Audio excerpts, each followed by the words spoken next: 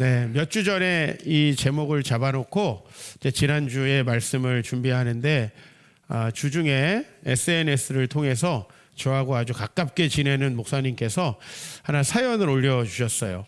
그 교회 목양실까지 밖에서 두 여자분이 싸우는 큰 소리가 들렸다고 합니다. 그래서 이제 이 목사님이 나가서 무슨 일인가 봤더니 폐지를 줍는 두 할머니가 싸움이 붙은 거예요. 한 분의 주장은 이 구역의 폐지는 내 것이다 라고 하는 거죠. 그래서 이제 너가 구역을 침범했다. 다른 한 분의 주장은 휴지 주인이 따로 있냐 라고 하는 겁니다. 두 개 다 어느 정도 맞죠? 그죠? 근데 이 두 분이 막 싸워서 우리 목사님께서 이제 그 폐지를 한 분에게 가져가게 하고 다른 분에게는 교회에서 더 많은 폐지를 준비해 가지고 드리겠다 하면서 싸움을 일단락 시켰다고 합니다. 그 한 분 남은 분에게 왜 폐지를 이렇게 힘들게 주우러 다니시냐고 얼마를 버냐 그랬더니 하루에 8,000원에서 12,000원 정도를 번대요. 근데 그 몇 번을 고물상을 왔다 갔다 하면서 버는 돈이 그거래요. 그래서 아유 너무 힘드시지 않냐고, 별로 이렇게 큰 돈이 되는 것도 아닌데 그랬더니 이제 이분이 과거에 자기가 남편에게 많은 폭행을 당했다는 거예요. 그래서 이 폐지를 줍는 이 일을 하지 않으면 그 생각이 자꾸만 나서 자기가 그 일을 잊기 위해서 이 일을 한다. 그 일을 잊기 위해서 하다 보니까 막 싸우기도 하고 다투기도 하고 뭐가 뭔지 잘 모르겠지만은 좀 제가 그 글을 보면서 참 인생이 참 힘들구나, 또 이런 사연이 있어서 폐지를 줍는구나. 사실 폐지를 줍는 분들 중에 폐지를 정말 주어야 생계가 유지되는 분들이 생각보다 적대요. 다른 이유들로 폐지를 줍는다고 하는데 그렇게 또 폐지를 주어야만, 또 뭔가에 이렇게 빠져 있어야만, 뭔가에 집착해야만 그나마 이렇게 과거의 상처를 좀 잊을 수가 있는 이런 분들이 많이 계시는구나라고 생각하면서 좀 댓글에다가 제가 묵직하네요 이렇게 이제 댓글을 달았어요. 그랬더니 이제 그분이 저하고 같이 이렇게 공부하신 분이에요. 밑에다가 이 땅에 살면서도 천국을 누릴 수 있다고 제가 말씀드렸습니다.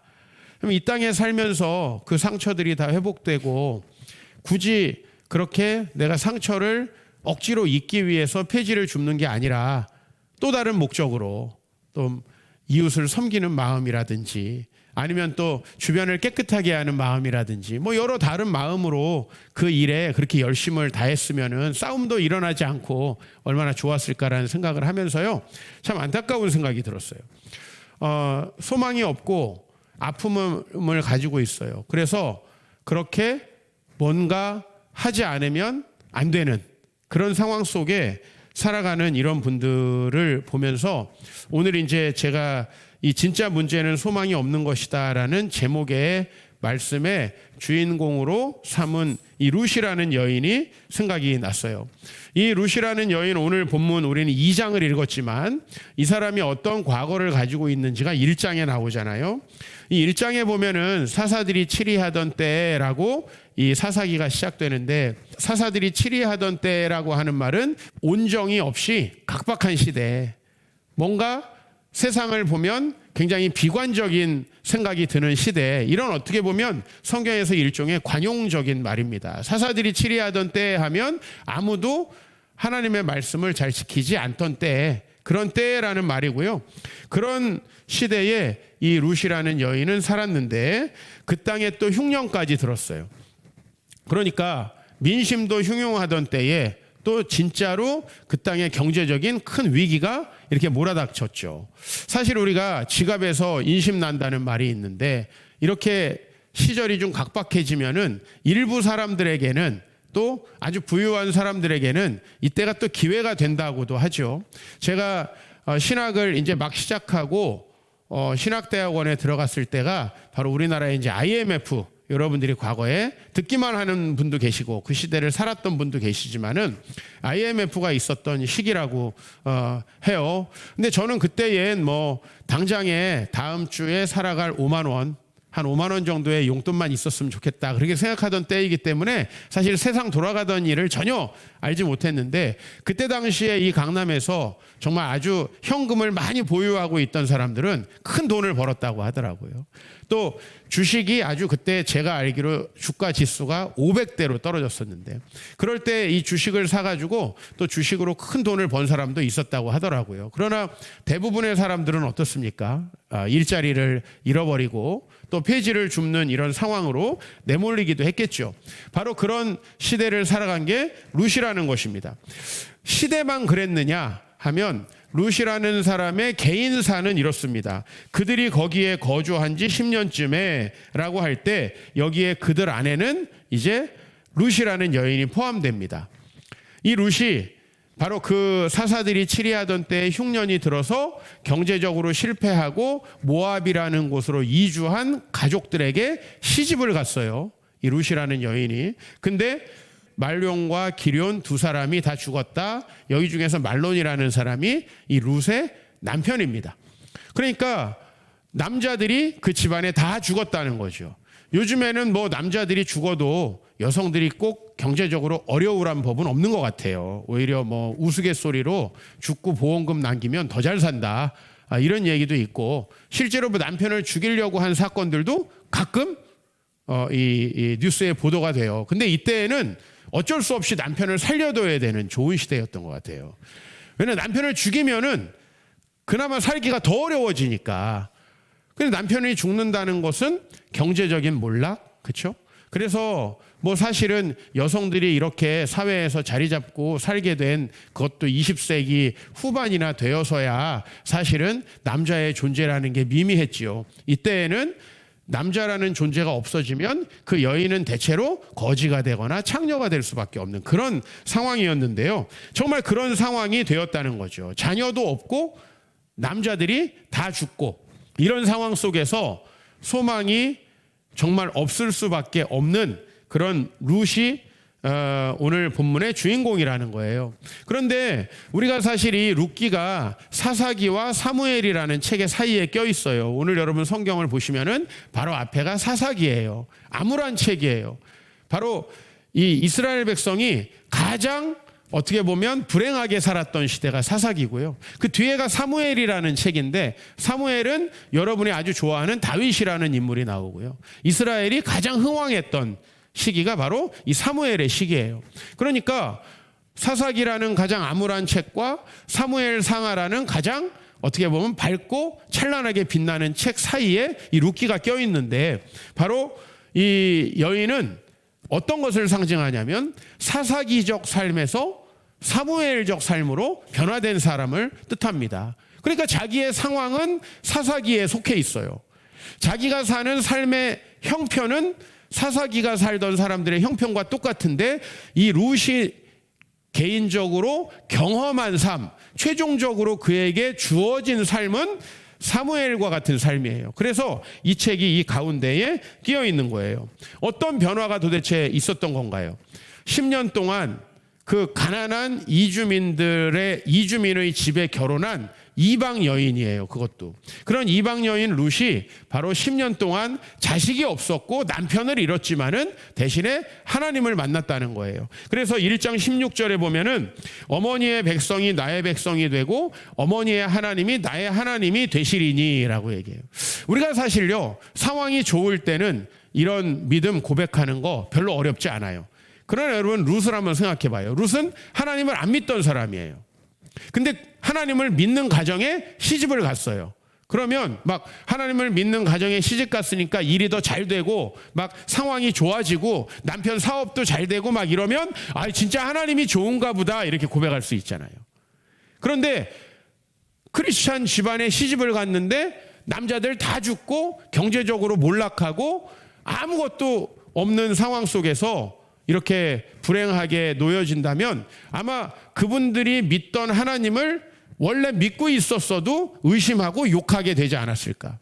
그런데 바로 오늘 이 룻은요, 그 하나님이 나의 하나님이 된다라고 고백한다는 거예요. 이 지점에서 우리가 기억하고 있는 이제 룻, 그렇죠? 그 인생에 하나님의 큰 은총을 받고 나중에 다윗의 조상이 되고 예수님의 조상이 되었던 이 이방 여인, 마태복음 1장이 예수님의 족보를 기록할 때 그 이름을 빠뜨리지 않고 기록했던 여인이 바로 등장하는 거죠. 그 룻. 그냥 나는 왜 이렇게 팔자가 드세? 아유, 과거의 그 상처와 아픔을 생각하면 나는 이렇게 이 일이라도 집착하고 있지 않으면, 시장에서 이렇게 물건이라도 팔고 있지 않으면 나는 도대체 아예 사람들이랑 만나가지고 노닥거리고 술이라도 한잔 하지 않으면은 나는 이 하루하루를 견딜 수가 없고 밤에 술이 아니면 잠을 잘 수가 없어 라고 생각할 만한 충분한 그런 상황 속에 있는 룻이 바로 여러분들이 기억하는 다윗과 예수님의 조상으로 구약 인물들 중에 이스라엘 백성이 가장 좋아하는 인물 중에 한 명이 되었다는 거죠. 우리가 어떻게 이 룻이 그렇게 될 수 있었는가? 저는 바로 그가 단순히 교회를 다니는 사람, 그가 단순히 자기가 종교가 뭐냐고 하면 크리스찬이라고 하는 사람이 아니었다는 거죠. 제가 이제 우리 이 목회를 하면서 젊은 분들을 주로 목회를 하다 보니까 그분들이 사람을 만나고 결혼하는 스토리에 대해서 많이 듣게 되잖아요. 그런데 소개팅을 나가가지고 여성분들이 이런 얘기를 해요. 목사님, 교회 다닌다고 해서 제가 소개팅을 나갔는데 실제로 보니까 엄마는 권사님인데 그 형제는 거의 교회를 안 나가더라고요. 이런 종류의 명목상의 그리스도인이 진짜 많다라는 거예요.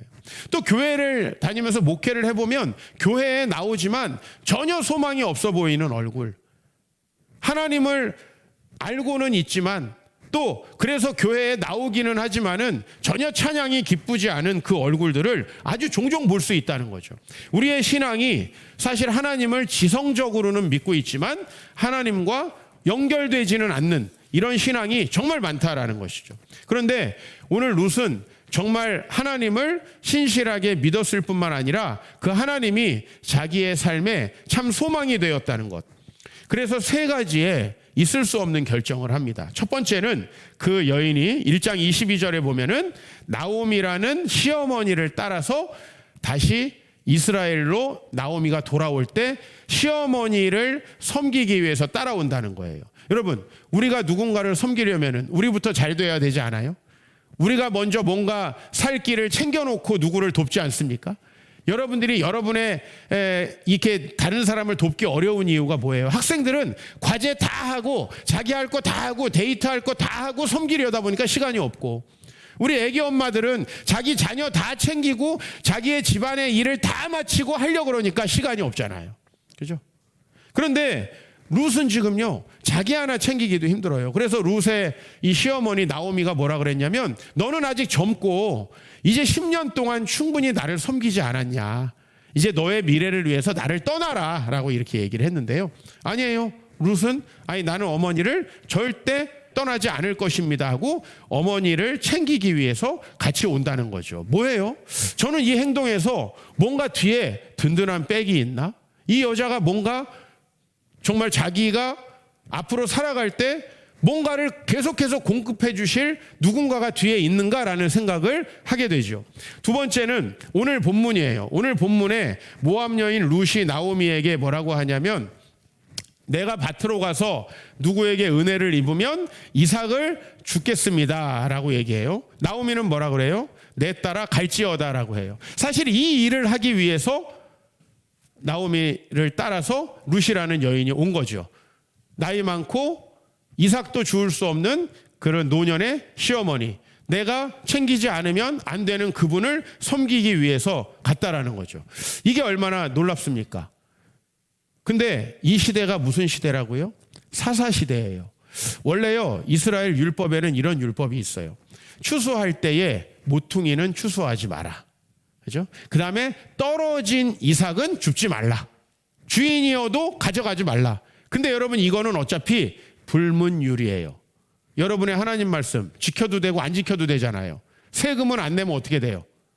당장 여러분 압류가 들어오지만 여러분이 하나님께 드릴 거는 얼마든지 안 드려도 괜찮잖아요. 그렇지 않습니까? 진짜 괜찮다는 건 아니지만 어쨌든 누가 잡아가진 않잖아요. 뭐 큰일이 당장 벌어지지 않잖아요. 그러니까 이때 당시에 그 법은 있었지만 사문화된 법이었다. 누군가가 곡식을 풍성하게 이웃을 위해서 나눠주고 자기가 추수할 때에 가난한 사람들을 위해서 풍성하게 남기던 그런 시대가 아니라는 거죠. 악착같이 추수하고 자기의 이익을 추구하던 시대가 바로 사사시대라는 거죠. 그런데 오늘 모압 여인 룻이 이렇게 말해요. 한번 따라해 보세요. 내가 누구에게 은혜를 입으면, 그렇죠. 지금 이렇게 얘기해야 정상이에요. 시어머니가 야, 우리 쌀이 없다, 먹을 것이 없다, 좀 가서 곡식을 주워오지 않을래? 어머니, 요새 나가도요 아무도 곡식 내버려두고 가지 않아요. 악착같이 추수해요. 제가 간다고 무슨 곡식이 있겠어요? 엄마가 나가보세요. 뭐 이런 류의 대화가 왔다 갔다 해야 돼요. 근데 오늘 여기선 반대예요. 어머니에게 오히려 제가 누구에게 은혜를 입으면 이삭을 줍게 될 것입니다 라고 하면서 나간다는 거예요.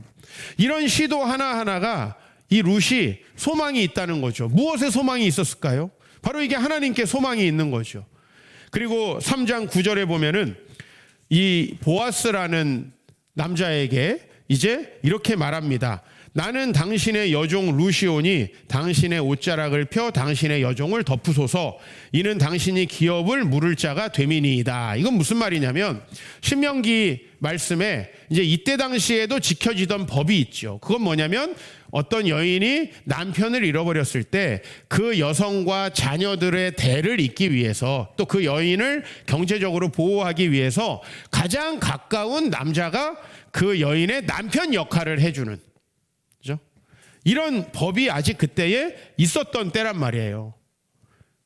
근데 그 법을 지키는 사람들은 없었다는 거죠. 그래도 룻은 어떡하죠? 분명히 하나님께서 그런 사람을 나에게 주실 것이다 생각하고 오늘 보아스라는 사람에게 가서 당신의 옷자락을 펴 당신의 여종을 덮으소서. 이는 당신의 기업 물을 자가 됨이니이다 한다는 거죠. 반대로 생각해 보면요, 이때 이 룻이 하나님께 소망이 없었으면 첫 번째로 시어머니 따라가지 않았을 것입니다. 시어머니 버렸을 거예요. 두 번째, 따라갔더라도 이삭을 주우러 적극적으로 나아가지 않았을 것입니다. 이삭을 주어서 겨우 연명은 하더라도 나에게 가정을 주실 거라고 하는 생각을 하지 못했을 거예요. 그러면 이 여인은 아무 시도도 하지 않겠죠. 그러나 우리가 성경 속에서 만난 보아스와 룻의 사랑은요 얼마나 아름답습니까? 룻기 4장 이제 마지막에 가보면 보아스가 룻을 맞이하여 아내로 삼고 그에게 들어갔더니 여호와께서 그에게 임신하게 하심으로 그가 아들을 낳았다라고 돼 있어요. 그러니까 룻은 본인이 소망하고 하나님 앞에 원하던 것들이 다 이루어져요. 근데 그게 왜 이루어졌냐? 룻이 어머니는 따라가지 않고 나 좀 부자가 되게 해주세요, 이삭은 주우러 나아가지 않고 나에게 곡식을 주세요 했다면 그런 일은 벌어지지 않았을 거예요. 룻의 이 행동 속에서 룻은 정말 하나님에 대한 소망이 있다. 내가 하나님의 말씀을 지키고 시어머니를 챙기다 보면 하나님께서 시어머니와 내가 먹을 것을 주실 것이다. 또 내가 대를 이어서 하나님의 영광을 돌리고자 하는 꿈을 갖는다면은 내가 비록 지금 남편이 없지만 누군가를 통해서 우리의 대를 이어줄 것이다. 그리고 여기서 태어난 사람이 바로 다윗의 한 고조 할아버지 뻘 되는 사람이었다는 거죠. 그러니까 여러분들 생각해 보면요, 소망을 품은 사람은 항상 하나님과 사람에게 사랑을 받는다는 거예요. 여러분 주변에 소망을 품은 사람들 어때요? 그 사람의 상황은 되게 안 좋은데 표정은 항상 밝잖아요. 누구에게 여러분들 도와드리고 싶어요? 저는 항상 이렇게 말씀을 전하다 보면은 저의 어떻게 보면 또 다른 사역 대상들이 목사님들이기 때문에 이 목사님들이 쫙 생각이 나요. 근데 여러분 가보면 정말 본인의 형편은 어려운데 늘 나눠주려고 하고 뭔가 본인의 형편은 어려운데도 열심히 말씀을 연구하려고 하고 자신이 열심히 사역하면 주님께서 그 사역을 사용하셔서 뭔가 열매를 맺게 해주실 거라는 생각을 가지고 사역을 하시는 분들이 있어요. 그러나 어떤 분들은 이 시대가 목회하기 가장 어려운 시대인데 우리가 이럴 때 목회해, 나 너무 힘들어요. 그 다음에 지금 이 시대는 나가서 전도해도 아무도 듣지 않는 시대예요. 전도하겠어요, 안 하겠어요? 이런 분들 사역 열심히 하겠어요, 안 하겠어요? 당연히 안 하겠죠. 그죠? 한국 사회는 어차피 돈이 없으면 아무것도 안 돼. 공부하겠어요, 안 하겠어요? 안 하겠죠.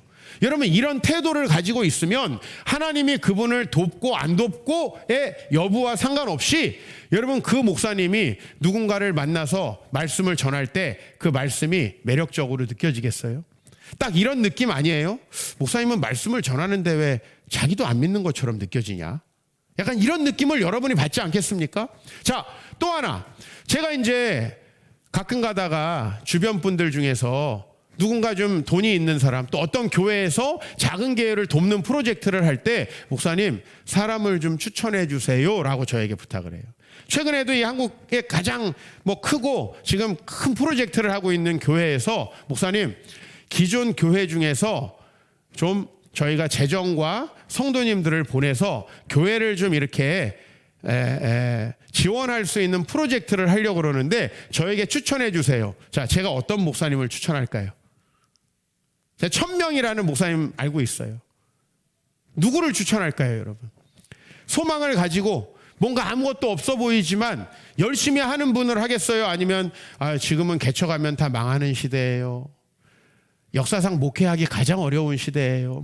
이렇게 말하는 분을 제가 추천하고 싶겠어요? 지금은 취업 안 돼요. 어차피 공부해봤자 공무원 40대 1이에요. 이런 분들 제가 추천하고 싶겠어요? 한번 생각해 보십시오. 하나님이 안 계시더라도 소망이 있는 사람은 사람에게도 매우 매력적이라는 거예요. 저는 그런 분들을 추천할 수밖에 없어요. 왜냐하면 자기도 소망이 없고 목회하면 안 된다고 생각하는 분한테 제가 어떻게 성도님을 보내요? 그죠? 지방에 있는 목사님들이 서울이나 인천이나 여기 경기도 지역으로 오면 저에게 전화를 하세요. 목사님, 이 성도님 갈 교회를 좀 찾아주시면 좋겠어요. 제가 어느 교회에다가 그 성도님을 이렇게 보내고 싶겠습니까? 여러분, 하나님이 안 계셔도 소망 있는 이 마음 자체가 얼마나 고귀한가를 제가 보여드리는 거예요. 요새 많은 목사님들이 목회하기가 너무 어렵대요. 근데 내가 우리 아버지를 생각해 봤어요. 우리 아버지는 편했나? 우리 아버지 노상 천막에 사셨어요. 요새 목사님들 아무리 가난해도 애들 피자는 먹더라고. 나는 라면도 제대로 못 먹었어. 옛날에 누가 목회가 편했다고 합니까? 모두 다 부정적인 사람의 시각은 옛날엔 편했는데 지금은 좋다. 그렇죠? 예? 그리스 로마 신화의 제일 앞에 보면 우주가 어떻게 생겼고 사람이 어떻게 생겼는지가 나와요. 여러분 거기서 최초의 신이 만든 여자가 누구예요? 판도라죠. 그죠? 판도라를 제우스가 왜 만들었죠? 왜 만들었어요? 그리스 로마 신화의 배경에서 왜 만들었어요? 남자들을 벌 주려고 만들었어요. 이게 얼마나 부정적이고 절망적인 시각이에요. 여성이라는 걸, 또 여기 아멘하는 분들 몇 분 계시네. 하나님이 나를 벌 주려고 이 여자를 만나게 했구나. 아닙니다. 현실이 약간 유사해 보일 수 있지만 착각입니다. 그리스 로마 신화는요 너무 부정적이에요. 또 에누마 엘리시라고 고대 근동의 유명한 수메르인들의 신화가 있습니다. 이 신화에서는 신이 인간을 왜 만들었는지 아세요? 잡일하기 싫어가지고 만들었어요. 얼마나 부정적입니까? 그러나 하나님은요 우리를 하나님의 형상으로 만드셨고, 그리고 하나님은 우리를 축복하시기 위해서 이 땅에 존재하게 하셨어요. 만물을 하나님의 대신해서 다스리게 하시기 위해서 우리를 만드셨다라는 거예요. 자기가 생각하기 나름 아니겠어요? 제가 그분들 만나서 목사님 목회가 너무 어렵습니다. 복음을 전해도 잘 안 들어요. 그리고 예전보다 교회에 대한 인식이 안 좋은 것 같아요. 그래도 하나님 저를 부르셨으니까 분명히 저를 사용하실 것 같아요. 저는 열심히 할게요. 이런 사람하고 이런 시기에 나는 목회를 해가지고 옛날엔 잘 됐다는데, 여러분 항상 옛날이 잘 됐다는 건 착각이에요. 또 그리스 로마 신화 얘기 한 대목 할까요? 그리스 로마 신화에서는 지금 시대랑 멀면 멀수록 황금 시대예요. 그때는 아무 죄도 없었고 너무 좋은 시대였대요. 그 다음에 조금 안 좋은 시대가 은혜 시대예요. 청동의 시대예요. 그리고 철의 시대가 온대요. 여러분 사람은요 막연히 자기 시대를 가장 어렵게 생각해요. 왜 나의 시대는 항상 철의 시대예요. 그리고 옛날은 항상 왜? 그래서 여러분들도 리즈 시절 자꾸 돌아가고 싶어 하잖아요. 그죠? 그게 이방인의 생각이라는 거예요. 하나님은 우리의 현재 삶에 항상 소망을 주시는 거예요. 소망이 없는 그리스도인들을 우리가 한번 생각해 보자면 광야 이스라엘 백성들이에요. 그들은 소망이 없었어요. 그리고 뭐라고 하냐면 왜 이 광야에서 우리를 고생하게 하는가라고 했어요. 그런데 여러분, 그래서 그들이 어떤 불평을 했냐면 16장, 출애굽기 16장에 보면은 우리가 애굽 땅에서 고기 가마 곁에 앉아 있던 때와 떡을 배불리 먹던 때에 여호와 손에 죽었더라면 좋았을 것이라고 해요. 이게 얼마나 과거에 대한 과장이냐면, 이 사람들 모세 빼놓고는요 다 애굽에서 왕궁에 살았던 게 아니고 노예였어요. 그죠? 그 피라미드를 짓는데 동원됐던 사람들이라고요. 근데 거기서 자기들이 너무 잘 살았다. 근데 여기에서는 항상 힘들었다. 결혼 전에는 나는 너무 좋았는데 지금은 너무 힘들다. 내가 옛날에 어렸을 때는 너무 좋았는데 지금 힘들다. 항상 불평하는 사람들이 이런 생각을 가지고 있죠. 그래서 이 광야로 우리를 인도해내어 온 회중이 줄여 죽게 하는구나. 제가 한번 질문해 볼게요. 이스라엘 백성들이 광야에서 굶어 죽었나요? 굶어 죽은 사람은 단 한 명도 없어요. 왜? 매일 만나가 내렸거든요. 근데 만나 욕심내가지고 엄청 거두어들였다가 벌받아 죽은 사람은 있어요. 죽긴 죽었네. 근데 못 먹어서 죽은 게 아니라는 겁니다. 삼겹살 생각날 때는 메추라기를 먹였습니다. 그런데 이들은 많은 사람이 죽었어요. 왜요? 불평해서 죽었어요. 민수기 16장에 보면 땅이 그 입을 열어 그들과 그들의 집과 고라에게 속한 사람과 그들의 재물을 삼킴에 그들이 회중 가운데에 망하니라 라고 돼 있어요. 이들은 왜 망했냐면 먹을 것이 있는데도 먹을 것이 없다고 불평하고, 충분히 지금 나눌 만한데도 나눌 게 없다고 불평하고, 우리를 왜 여기로 이끌어서 이렇게 고생시키느냐고 불평해서 죽었어요. 즉 소망이 없어서 죽었다고요. 실제로 우리가 생각하는 만큼 그렇게 상황이 좋지 않지는 않았다는 겁니다. 이들이 룻처럼 소망이 있었다면 얼마나 좋을까. 그래서 제가 오늘 제목을 진짜 문제는 소망이 없는 것이다 라고 해요. 제가 어떻게 이 강의에 좀 도움될 만한 자료를 찾으려고 이제 유튜브에다가 몇 개 단어를 검색해 봤더니 역사상 최악의 해는 언제였을까, 이런 역사 유튜브가 하나 있더라고요. 그래서 찾아봤더니 536년 바로 아이슬란드에 큰 화산 폭발이 있었던 해, 그때가 아마 지구상에서 인류 역사에 가장 힘들었던 해일 거라고 추정을 해요. 그 화산 폭발에 대해서 정확한 어떤 그 역사적인 기록들은 많이 남아있지 않아요. 그런데 그 536년, 537년, 538년 이때에 유럽과 여기 중동 지역과 서아시아 지역의 여러 역사 문헌들을 찾아보면은 낮에 해가 4시간밖에 뜨지 않았다. 그리고 굉장히 하늘에 먼지가 많았다. 이제 이런 구절들이 나오고요. 농작물들이 병들어서 죽었다. 당연히 그렇겠죠. 너무 일조량이 적으니까. 그래서 많은 사람들이 굶어 죽었고 이상하게 전염병도 생겨서 돌았다. 그런 얘기가 이때 기록되어 있어요. 역사상 최악의 해다. 그리고 또 이제 다음으로 역사상 최악의 해라고 할 수는 1349년 뭐예요? 그야말로 이제 유럽의 패스트가 창궐할 때. 사실 패스트가 이때만 있었던 건 아니고요. 그 전에도 이후에도 있었어요. 그런데 유럽의 인구의 3분의 1 정도가 죽었다고 하지 않아요? 그리고 코로나. 저는 코로나를 패스트와 비교하는 건 너무 큰 과장이다라고 생각이 들어요. 사실 코로나 때문에 어려움 당한 분들도 많이 계시고, 코로나 때문에 경제적인 손실 본 분들 많이 계시고, 가족들을 잃은 분들도 제 주변에 계세요. 그러나 우리는 항상 지금 우리가 당하고 있는 일을 가장 심각한 일로 받아들이려고 한다는 것이에요. 여러분 생각해 보세요. 우리에게 상황이 늘 힘들기만 한가요? 그리고 이런 힘든 일을 실제로 겪었던 사람들도 있었다는 거죠. 그런데 진짜 문제가 뭐냐? 그런 어려운 상황 속에서도 인류는 모두가 똑같은 상황을 겪지 않았다. 충분히 소망을 가지고 이겨내는 사람들도 있었다라는 거죠. 그러나 진짜 문제는 바로 소망이 없는 나 자신 아니에요? 항상 내가 처해 있는 이 현실을 가장 힘들다고 생각하고, 애인이 없으면 외롭다고 하고, 있으면 없는 게 낫다고 생각하고, 그죠? 거기다가 하나님께서 자녀까지 주셨는데 자녀가 있어서 너무 힘들다. 저 도와주지 않는 저놈은 왜 존재하는 건가? 여러분, 이렇게 불평할 거를 생각하면 한두 끝도 없다는 거예요. 우리가 불평하는 그 이야기들이 대체로 사실이라 할지라도요, 그건 과장되어 있어요. 이스라엘 백성이 광야에서 뭐라고 불평했어요? 우리를 굶어 죽게 하는구나. 이스라엘 백성들은 40년 동안 아무것도 안 하고 먹고 놀았던 백성이에요. 속된 말로 하면. 그러나 왜 그들은 그렇게 자기를 과장하냐면 바로 소망이 없기 때문에 그렇죠. 소망이 없는 건 왜 그러냐면요. 여러분이 객관적으로 오늘 여기 계신 분들이 나는 예수님이 십자가에 죽은 거를 안 믿어요. 하나님이 계신 걸 안 믿어요. 이런 분들은 별로 없을 거예요. 그런데 하나님의 계심과 내 삶이 연결이 안 되는 거죠. 연결이. 내 삶과 실존적으로 그게 연결이 안 되면 아무 의미가 없는 거예요. 하나님께서 나를 도와주시고 나를 축복하실 거라는 게 연결이 안 되면 내 물질 하나님께 절대 드릴 수 없죠.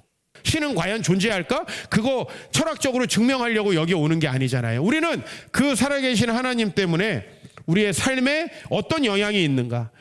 바로 믿음이 있어도 왜 우리는 소망이 없을 수 있느냐? 여러분의 믿음이 여러분의 삶과 관련을 갖지 못하기 때문에. 그러면 항상 자신의 상황에 눌리고 소망이 사라지잖아요. 목회를 하면서도 마찬가지예요. 저는 가끔 가다가 내가 목회하는 게 의미가 있는가? 또 사람들에게 치이고 눌리면은 내가 목회하는 게 무슨 소망이 있는가? 이런 생각들을 한편 합니다. 그런데 오늘 저희가 보고 있는 룻은 저보다 훨씬 어려운 상황인데 소망이 있잖아요.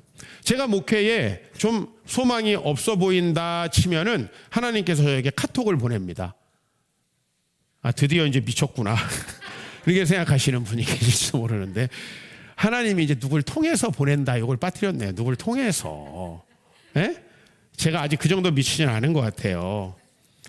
어제 이 설교 다 준비하고 이제 저는 토요일 날은 좀 일찍 잠들려고 노력하는데 제 잠을 깨운 톡이 하나 왔어요. 여러분에게 읽어드릴게요.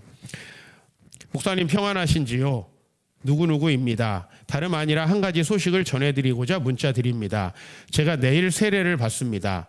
새사의 빛교회에 출석하면서 목사님께 세례 권유를 받은 적이 있었는데 그때 제가 자격이 없다고 생각해 거절했었습니다. 그런데 그게 겸손을 가장한 회피였다는 것을 깨달았습니다. 그래서 부족하더라도 신앙인으로서 결단하는 차원에서 현재 출석 중인 교회 목사님께 세례를 받고 싶다고 말씀드렸고 이제 문답도 마치고 세례를 받게 됐습니다. 저는 요즘 신앙생활을 하는 것이 전에 없을 만큼 즐겁습니다. 그리고 제가 새사의 교회에서 목사님으로부터 듣고 보고 배운 모든 것과 성도들로부터 받은 사랑과 섬김이 제 안에서 소중한 유산이 되어 제 신앙의 중요한 기반이 되었음을 알려드립니다. 그리고 마음 깊이 감사드립니다.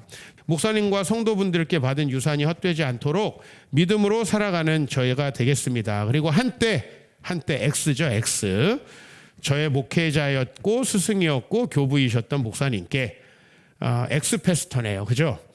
진심으로 감사드리고 축복의 말을 전하고 싶습니다. 목사님 강건하시고 행복하십시오. 이렇게 해서 뒤에 죄송하다는 말씀을 좀 더 달았습니다. 가끔 이런 문자를 보내세요. 이 형제님 저희 교회에 왔을 때 많은 분들이 사랑해 주셨고 최선을 다해 주셨고요. 또 그렇게 사랑했지만 나가서 SNS에다가 저를 비난하는 글도 올렸던 형제예요. 그런데 이렇게 그래도 헛되지 않다. 이 목사야 소망이 있다. 이런 얘기 해주는 거예요. 왜냐면 제가 이렇게 진짜 문제는 소망이 없는 것이다라고 설교를 준비하고 있는데도 소망이 없는 거예요. 제 자신에게. 사람에게 치이다 보면 그런 거예요. 소망이 없어 보여요.